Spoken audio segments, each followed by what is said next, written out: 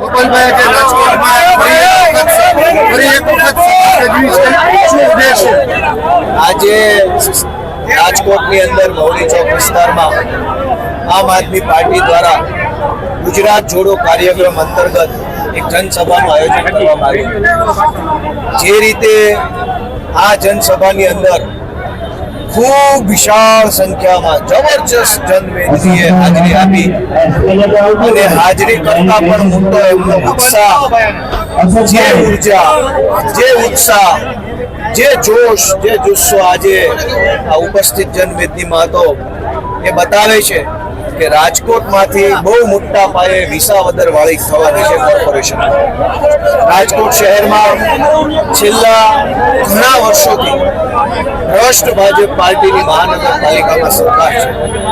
આ સરકાર કોઈ પણ પ્રકારનું લાંબા ગાળાનું આગોતરું આયોજન કર્યા વગર માત્ર પૈસા ખાવા, લોકોને ધક્કે ચડાવવા, રોડ તૂટેલા, પાણી અનેક વિસ્તારમાં આવતું નથી, ગટરોના ઠેકાણા નથી, ટ્રાફિકની સમસ્યા, પાર્કિંગની સમસ્યા લાંબા વર્ષોથી ભાજપની પોરી હોવા છતાંય આટલી સમસ્યા જનતા ભોગવી રહી છે. ત્યારે આજની આ જનસંખ્યા એટલે કે હાજરી અને એમનો જોશ એવું બતાવે છે કે જનતા હવે બિલકુલ પરિવર્તન કરવાના મૂડમાં છે. બોટાદની જે ઘટના બની છે, કઈ રીતે જોઈ રહ્યા? બોટાદમાં છેલ્લા 3 દિવસથી શાંતિપૂર્વક રીતે આંદોલન ચાલતું હતું. ખેડૂતો ભજન કીર્તન કરતા હતા, ભગવાનનું નામ લેતા હતા અને પોતાની વ્યાજબી માંગણી સત્તાધીશો સામે મૂકતા હતા. કોઈ એમાં બિનજરૂરી કંઈ હતું નહીં. આજે રાજુભાઈ અને ઈશુદાનભાઈ ગઢવીના નેતૃત્વમાં એક કિસાન મહાપંચાયતનું આયોજન હળદર ગામે કરવામાં આવ્યું હતું. શાંતિપૂર્વક રીતે કિસાન મહાપંચાયત ચાલુ હતી. એ દરમિયાન બોટાદ પોલીસે બહારથી કેટલાક બુટલેગરો અને અસામાજિક તત્વોએ ટોળામાં ઘૂસેડી પોલીસે લાવેલા માણસોએ પથરાઓ ફેંકવાનું પોલીસ ઉપર ચાલુ કર્યું અને એના પછી પ્રી પ્લાનના ભાગરૂપે કાવતરું આયોજનબદ્ધ રીતે ગામના લોકોને ચારો તરફથી ઘેરીને બેફામ રીતે મારવામાં આવ્યો.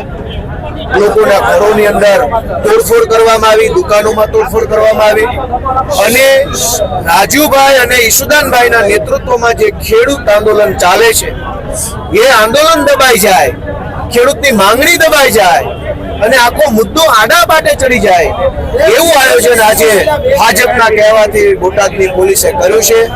આ ઘટના એકદમ ખોટી છે. આ ઘટના એકદમ દુર્ભાગ્યપૂર્ણ છે.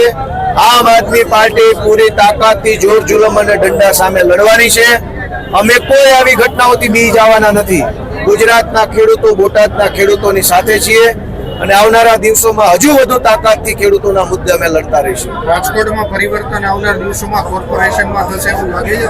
રાજકોટમાં કેવું પરિવર્તન થશે અને કેવી રીતે થશે એ આજની સભામાં ઉપસ્થિત લોકોના ચહેરા ઉપરથી જોઈ શકાય.